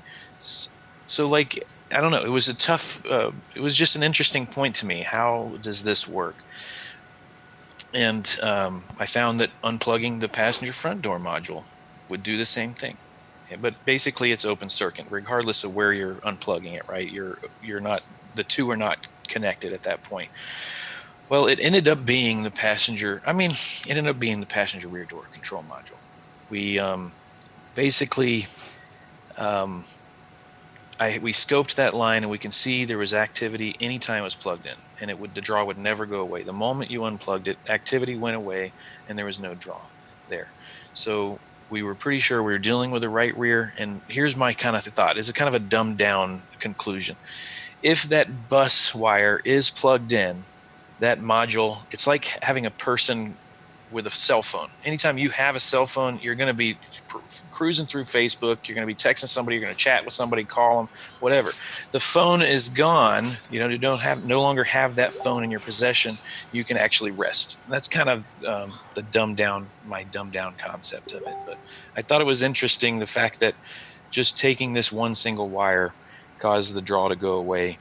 And there was a point there, I was trying, kind of like Brian's, just trying to prove, is it the right rear door module? Is it the right front door module? It's just kind of interesting concept there. Because I could have easily gone with the right front. I mean, my testing brought me to the right rear, but I could have easily gone to the right front. And if I had unplugged the door jamb connector at the right front, the parasitic drain would have went away, because ultimately I'm opening that network circuit between the two passenger front and passenger rear door control modules. So that's it. No PowerPoint presentation. Maybe someday I'll put something together, but I believe Michael Nicholson had the best advice. 2 gallons of gas helps them burn to the ground quicker. So Brent, if you just so you know, if you take steroids for poison ivy, you can stay up till like 4 in the morning and do PowerPoints. Is that what I have to do to get a CTI class done? Crazy. Just don't sleep. If you don't sleep, you end up looking like me after a while, because I usually don't sleep much. So I'm all the way there. I don't recommend it. I get those I get in those phases where I'm up all night and I get hardly any sleep, but I can't maintain it. I have to, I don't know. Brian, I know you get to bed late and you wake up stupid early, and I'm thinking, you're going to die soon. Brian, you'll make it to at least 50. All right. Because that's how I am. This all happened after my first child. Being up late with the kids, and that's, I don't know, stuck with me. Even though they're older now and they sleep, I don't. I think the solution is a lobotomy, maybe. You guys ever run into situations where you wonder why other technicians don't just see the easy way to test something? Every day I work in this shop. Yeah. I am repeatedly reminded, why did they do it this way? Right. But yeah. Because they're not coming to training. Yeah. I got a story of a diag I did yesterday. We got a minute to do that? Sure. Yeah. Okay.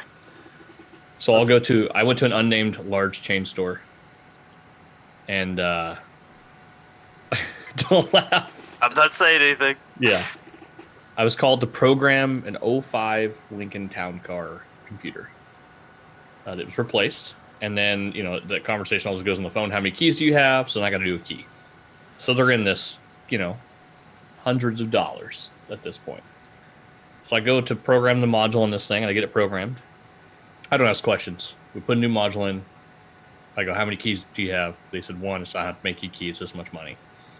So I go there to program it. I learned early on, just disclaimer, I learned early on, I don't ask questions why they did it. I end up talking them out of putting the module in. Mm-hmm. So I just ask because if I have to defend myself, that's it. Like, why are we doing this? And then I don't talk at all after that. Yeah. Okay. And then, yeah, maybe I'll do that. Maybe I'll start asking why and then be like, oh, okay. Well, that way, if they say they didn't do this before, at least, you've given yourself the opportunity to know. Yeah. I don't take arguments well. Anyways, I programmed the module, did the key, started the car. Started, ran like total crap. So I go up there and I'm like, hey, it's all done. Here's both the keys. What'd you replace this module for? He's like, oh, it had a P06DB, which is an analog to digital converter code. So in my mind, I go, oh, that probably was the PCM. An analog to digital internal converter error or something. P060B. I haven't looked it up. I don't know. I said, oh, okay. Well, it runs terrible. So was it run terrible before? And he's like, yeah, it's exactly. It'd start up real smooth, and as soon as it kind of sat there for 3 seconds, it'd start running terrible. I'm like, oh, well, it's doing the same thing. I got to go to my next one. Give me a call if you need me to come diagnose this. Okay, sounds good. 3 days later, I get a call to come look at it. I go and look at it, read the codes, P060B, and then a 2104 and a 2110, which are both force stop throttle body codes, saying it's in limp mode. So this is an 05 Lincoln Town Car. It's set up just like everything else. I don't know why. It seems like throttle bodies are magic with everyone I talk to. I don't get it. Anyways, it's like a 6-wire setup. It's actually got 2 plugins, a 4-wire on one side and 2-wire on the other. So the 4-wire is just throttle position, 5-volt pull down potentiometer, 2 of them that cross check. 0 to 5 volts, 5 to 0 volts, or like Brian said, I think it's like 1 to 4. Yeah. Yep. And then it's got a motor control wires on the other side. So the P060B thing was what they replaced the PCM for. I come to find out there was no diagnostics done at all. They read that code and were like, nope, needs a PCM. Like if you look at 2110 and 2104 and P060B, if you start reading through just read through Ford stuff, when you see the analog read. Yeah, read. Come Exactly. on. It says this code will be set with 2104 and 2110 for P060B. So I was like, all right, so it's got a throttle body issue. So if I've Lincoln, I could probably guess that it's the throttle body. But I got to be right, because they already put a PCM in this. This is the first time this particular location of this chain store called me, although the other 5 in Tulsa use me. So I said, all right, check this out. So this technician is now fully invested in what's going on. Because I came and asked these questions, and now I'm taking the ticket. I had to go to the technician and get the ticket off of his box and, Oh, boy. get his paperwork, right? Because they were like, yeah, go out to blah, blah. He's got the paperwork. He'll tell you what was going on. Like, okay. So I get some information, and he's at this point pretty invested in what's going on. So he's really looking over my shoulder. So I just pull up scan data, cycle the key on, unplug the motor control, and literally just open and close the throttle body with my finger because it wasn't moving any other way. I'd start it, it wouldn't move. It would, like, as soon as you cycled the key, the TPS did not move. Like 4.2 volts on one and 1.1 volt on the other, and that was it, no matter what I did. So I unplugged the motor control because I don't want to lose a finger, and then just cycled the key to on position and open and close throttle plate and watch the throttle position. And both of them were good. And he's like, what are you doing? I'm like, well, I don't have any way to bidirectionally control this throttle body because there is no controls in IDS for this. And I just need them to open and close like it should when you first cycle the key on. I just need to make sure the TPS works. Because these 2104 and 2110 say force stop, idle. You read the description of operation. Basically, it commands throttle. Throttle doesn't move. It says, we're done trying to move the throttle, limp mode. And there's no acceleration or nothing. So I'm just running this throttle body up and down, open and closing. I'm like, oh yeah, throttle position works fine. Go to the motor control sides, 2 wires. Wire diagram says it comes straight from the PCM. Unplug it. I put a Noid light in it because it's easier to see the Noid light from under the hood than it is to like try to run the U scope over and cables. And I cycle the key on and I get pulse width, and cycle the key off, cycle the key on, I get pulse width, try to hit the accelerator pedal, nothing. Scan data shows accelerator pedal position, reads both of them, or all 4 or whatever, A, B, C, and D. Everything looks fine. So he is just flabbergasted at why I'm checking all of these things. And he's like, you're going to need to check those wires before we call for a part. What wires? You already did. Yeah, I'm just trying to rationalize the situation. You got to ohm them out, man. Yeah, it needed a throttle That's the body. only way. Yeah. I mean, like TPS worked and PCM was trying to give power to the throttle body and the motor just wasn't doing nothing. Yeah, you're done. Just a bad throttle motor, right? Uh-huh. Like it was simple. Is this something everyone else runs into? Well, wait. Yesterday you talked about this, and what did he say when you called the throttle body? He said something. He goes, "So you're gonna see this through?" I was like, "Are you threatening me?" He goes, "Are you gonna see this through?" And I was like, "What do you mean?" I was like, he's like, like throttle body's gonna be here in 20 minutes. I'll be at my job. Didn't believe I was like, I'm going to be at the next job in 20 minutes. It was like you asked for his daughter's hand. No. So I was like, are you going to support her? I was like, I'll be at the next job. He's like, well, what happened? My story, Brian. That's right. Yeah, definitely your story. Like, what happens when it doesn't fix it? I'm like, that's it, dude. I'm like, this throttle position works. The PCM is trying to control the throttle motor and it's not moving. Like I had the U-scope on the motor control by the end of it and watched pulse width modulation. Because at this point, I'm trying to show him. I'm like, see pulse width modulation? That's the PCM trying to open and close the throttle plate and it's not moving. So because it doesn't move, because it sees the TPS doesn't move, which we know works, it immediately says, oh no, there's a problem, force stop, and says that there's a throttle plate obstruction when you read the scan data or the description of the code. It's like, so, I mean, it's got power and ground to it, and it doesn't move. And he was just absolutely blown away that I could tell him it was the throttle body and be so confident that I could just leave and know I wasn't going to have to come back. So what I got out of that was that there's more than one use for a Noid light? Yes. Man, I have that Noid light set in my truck. I've probably used it 4 times ever. Really? I use mine all the time. Yeah. Simple stuff like washer fluid bottle, power and ground. I don't even use a DVOM anymore. I just use the U-scope and turn the meters function on if I want to see voltage and everything. There you go with the scope again. It's a voltmeter. It's a graphing multimeter is all I'm using it for. Mm-hmm. I know it's a scope, but that's all I'm using it for is a graphing multimeter. It's because, like, if I'm going to check voltage and then go, oh, wow, this looks weird, I want to see what it looks like. You get so used to seeing it, voltage over time, you don't like just a screen anymore, just an LCD anymore. No, I'm the same. Just like, even I am. Yeah, I want to see it. Yep. And I'm not trying to be the guy that says scope everything. I'm just saying a one-channel U-scope is just as quick to use as a multimeter. Oh, I love that little thing. Yeah. And it costs less than a ratchet. Right, it costs less than a good multimeter. Yeah. Right. Way less. Yeah. Like way less. Yeah. The guy I've got that I'm not going to try to say too much, but the guy I've got that may be starting pretty soon. Anyways, he's got the Fluke with removable screen. I was like, dude, that's super cool. I want one, but I'm not paying $450 for one. Like, because I can get an extension for my BNC cable and run it around the vehicle as many times as I want. I'm with you, Keith. I'm amazed at the lack of reading or research. I have gotten phone calls from guys who said, I get this Ford and these codes will not go away. What codes are you running into? And it turns out he's running the key-on engine running test on a Ford. And he doesn't hit the brakes. Doesn't turn steering lock.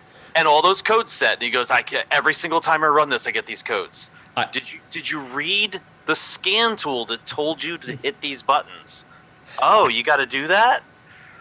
I have a car lot that asked me, because I know the owner pretty well, and he's like, man, my technician, he's good, and I know you have to come in every once in a while and help out, but dude, ever since he recently got this new scan tool, and I'm telling you, I've bought like 30 brake switches. I was like, what? Oh, that's awesome. So they have a snap-on, is what they had been using, and he bought a launch because he saw me using it often, like on every car that I go there to, and he thought that was the deciding factor, was that I had the launch. Of course. So I got to get this tool. The guy that we call for help has this tool. I've heard a couple of guys say, well, it'd be easy if I had that equipment.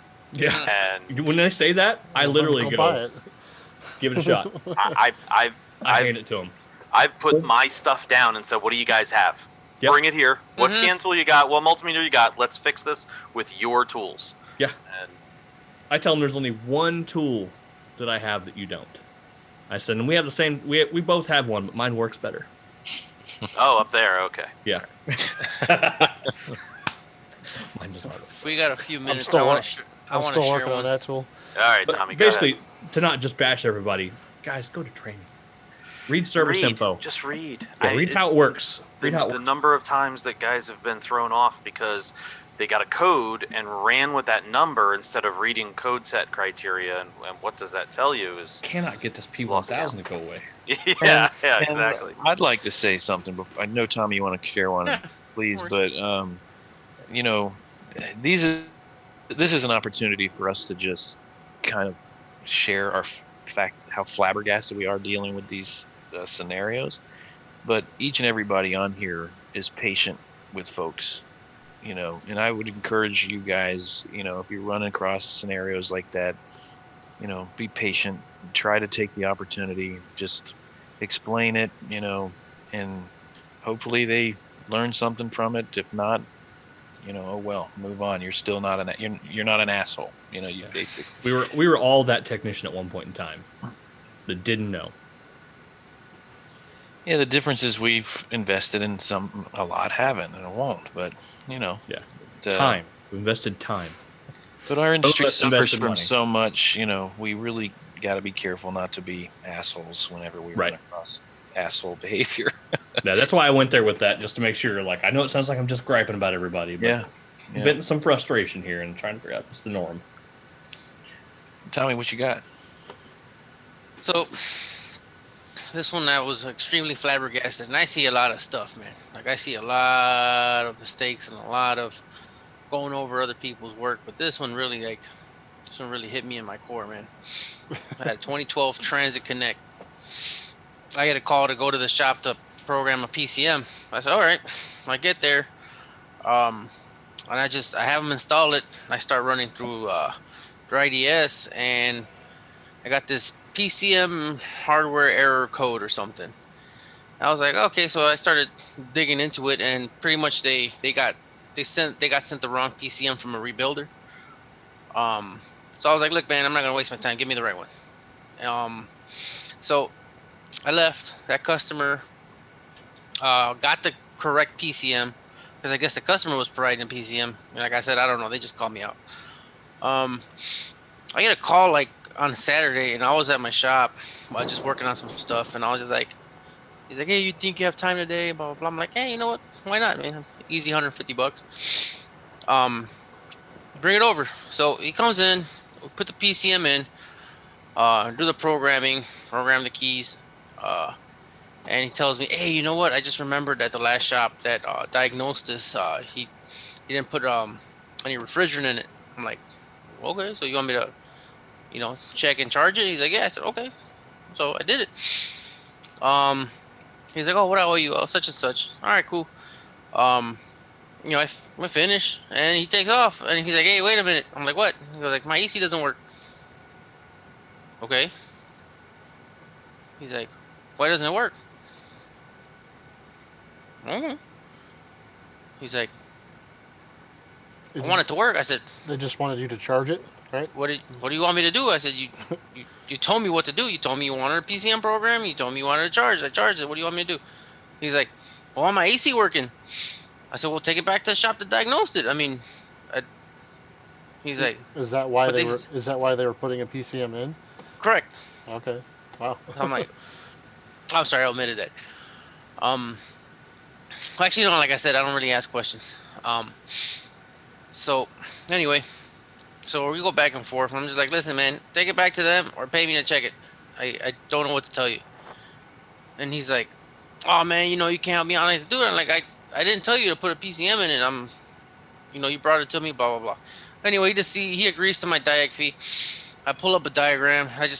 I'm looking at it. I'm like, okay, this isn't super complicated. PCM sends a command, receives inputs.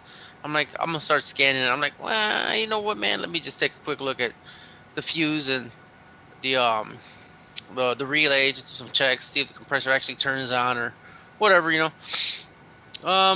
AC compressor relay was missing.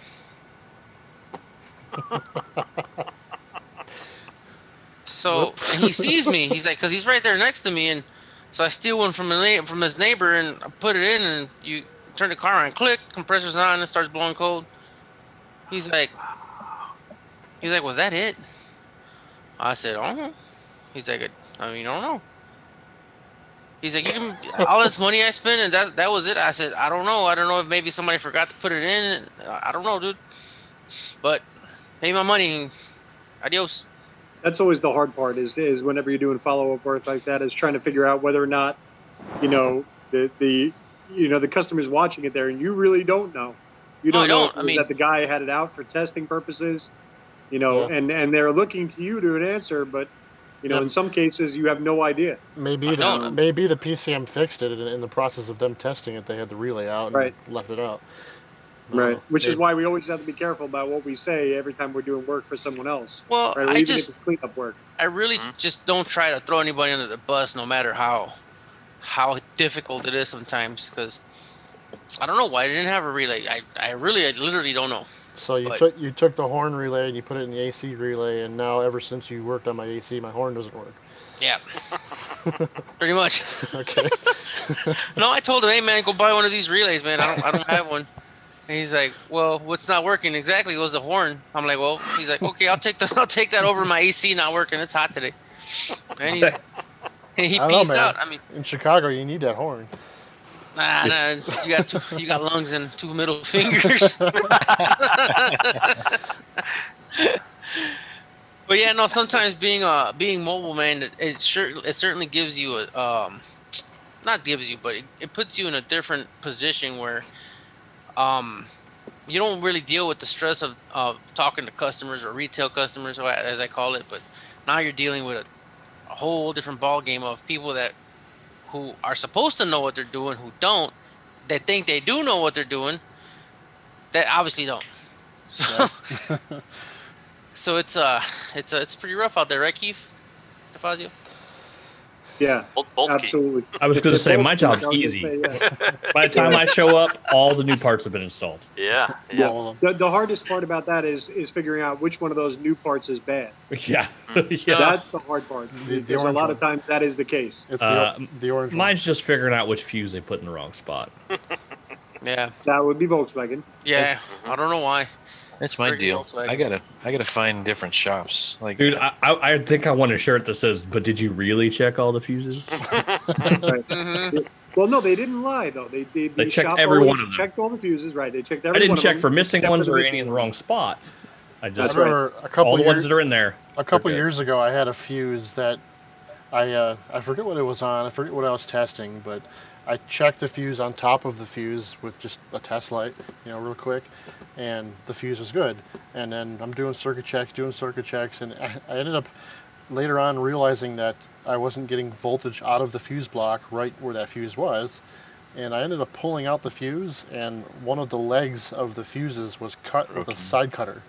Auction special, baby. Auction truck. It was a single leg fuse. I'm like, what? So I got burned. Did an ABS module on a truck that had the fuse moved. I got burned by a fuse that showed good on the top of it, but not the bottom of it. on that Volkswagen, I during testing, I removed a fuse, and I didn't put it back. And the car wouldn't start, and I spent 30 minutes trying to figure out why the car wouldn't start. I got to the point where I actually checked some power and grounds at the the ignition switch. Finally, I'm like, oh, mother trucker. I even had reached out to I think it was Hans and somebody and maybe Tommy and his another group. There's a couple pins you can jump to kind of force it in, to an accessory mode or whatever, so you can talk to modules and stuff. So yeah, I mean, I certainly am not incapable of making dumb mistakes. Hey, the first Volkswagen I ever programmed with Otis, and it was Audi, but same thing. I had Martino helping me because I'd never used Otis before, and I got it all programmed, and the car was a crank no start. And it was a used transmission that was installed.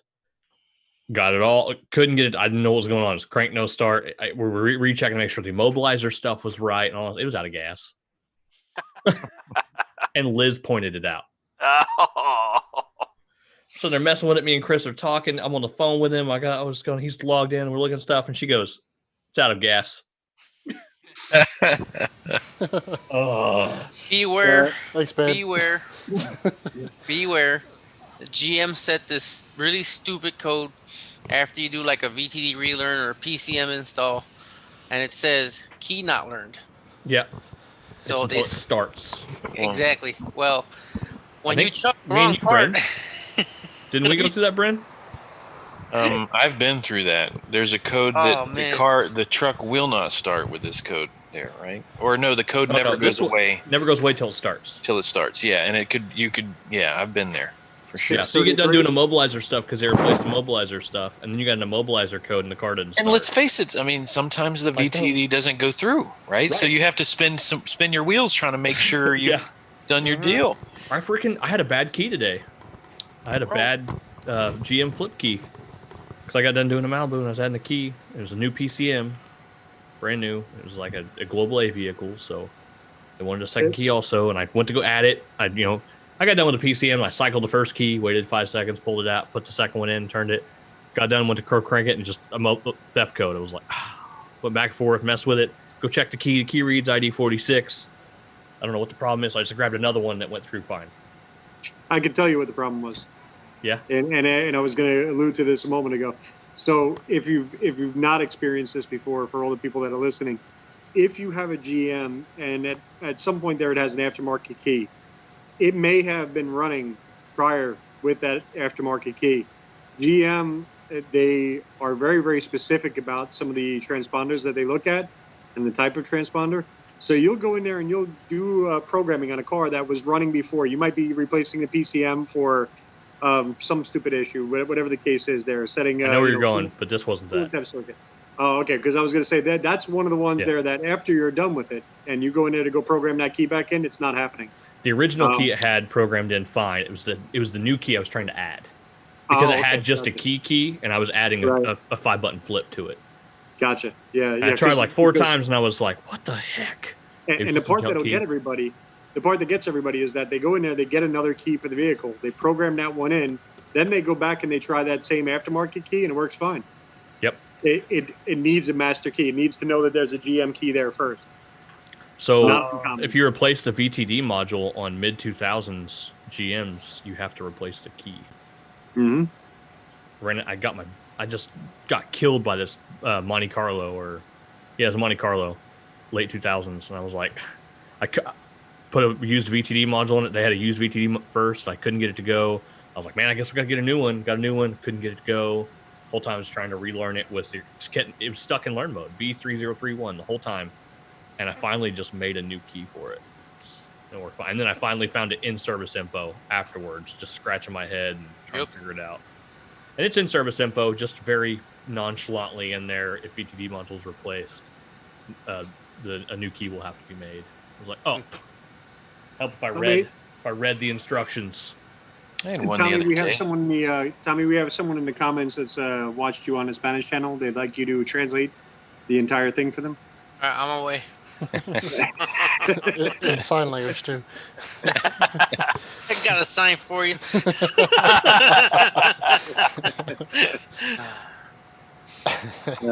That's fun. Well, So, So, who else has any other case studies? Anybody know?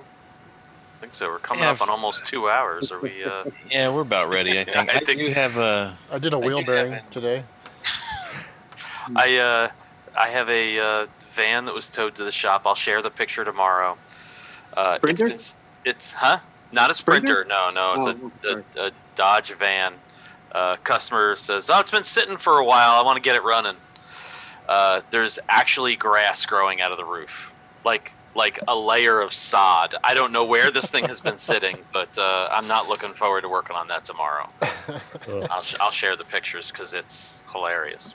I hate the ones that have like multiple compounding problems like that. They've been setting, like it had a problem, so they parked it, and now it's also got a gas tank full of gelatin. Mm-hmm. Yeah, I got a 05 Tahoe that's been sitting for 5 years.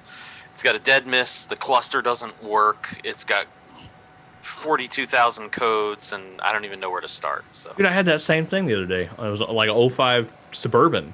And it was No, it was a truck. It was precisely 42,000 codes in yours too. No. It was one. It was like we were driving it and then it died, and I go out to it. And it's a tree trimming truck. So a couple employees drive it, and I go out there and I find there's water in the fuel, like a lot of water. Like the sample was pretty gnarly. I'm like, I called the guy who owns the business, who's a car guy. He's got a bunch of modified Chevy trucks, huge, like lowered stuff, supercharged. He's got a lot of nice trucks. I tell him that, and he's like, "Oh, all right, I'll have him empty." So he calls me back and says, "Hey, we emptied it out, still didn't run." I go back out there, there's water in it again.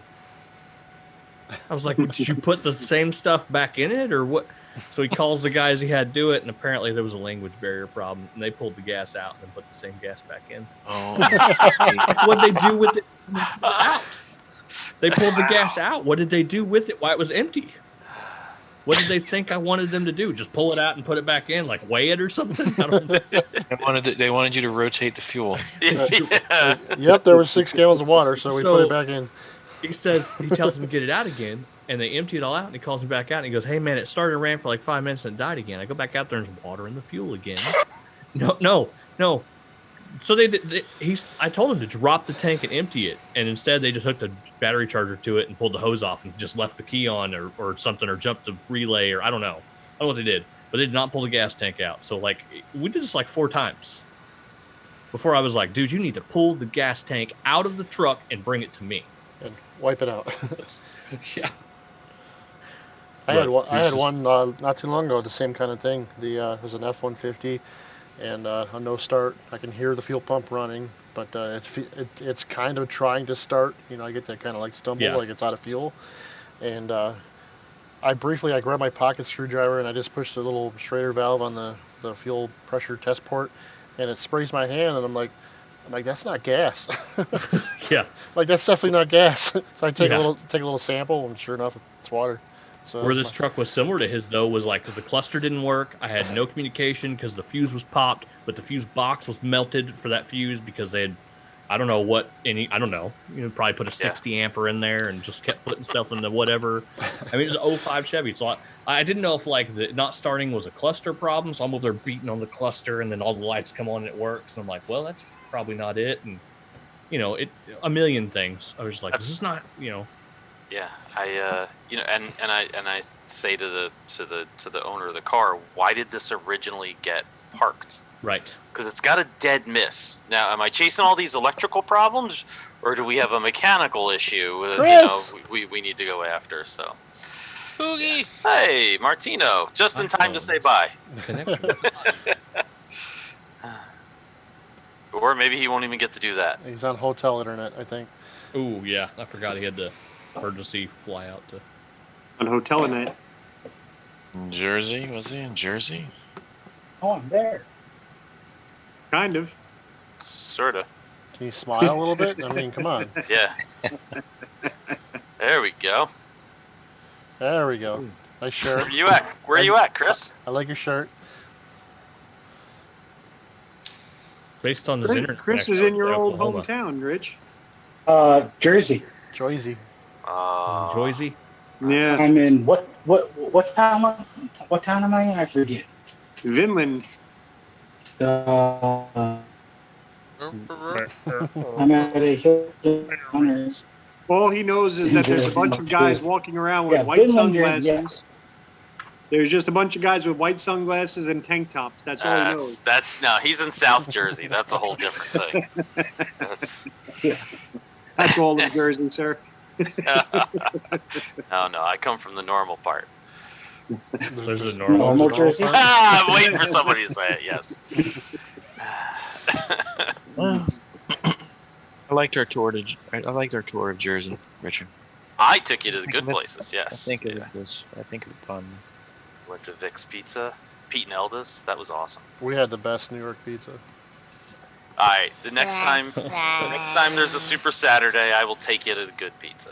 Well, Sicilian is square cut too, right? Like Chicago thin crust is square cut, but Sicilian is square. Sicilian is big. The crust is big and thick. Yeah. It's bigger though, yeah. Yeah. It's So hard for I me to just pick which got one I here. like the most. All right, let's not get into the pizza discussion because I just get beat up the whole time. Yeah. There is no discussion. Yeah, I was gonna say Tommy sways me towards the thin crust, but man, the taste of a pizza pie. I just got here. Everything's closed, so I had dinner at a Wawa. Mm. That was dinner. And a Wawa. I had a Wawa salad. Yeah, they do pretty good, man. Wawa's Wawa's good. pretty good. Yeah, the sushi's pretty decent. Dude, I've had gas station sushi. I'm not gonna lie. I have too. We have quick trips in Oklahoma, and if you know what a quick trip is, then you're a believer. If you don't, you don't get it yet. But if you ever go to a quick trip, I'll eat anything. They have kitchens inside that they make food. It's pretty good. Same with Wawa, man. They do pretty good. Wawa does pretty good. They don't have sushi, but they do pretty good. Man, they have this like 5 meat pizza thing at a quick trip. Chicago literally the only place with mom and pop joints where I can go get something to eat and I don't have to go eat at a gas station. Well, now that I'm here, you guys can start over. So what I missed? Let's do it all over again. You missed 1 hour and 57 minutes. You can go back and watch it. Tommy's fixing to translate it to Spanish. So yeah, there you go. Hola. Buenas noches. You're gonna have to overdub each of us. Oh wow. Buenos nachos. It's like, hola. I love nachos. Yeah, we know. Oh, nachos or not? Just We've got I off think the that's how we rails should here, do guys. that's actually we should do the next live stream. Just go. So, just in case you guys really want to know what it is that we're actually saying.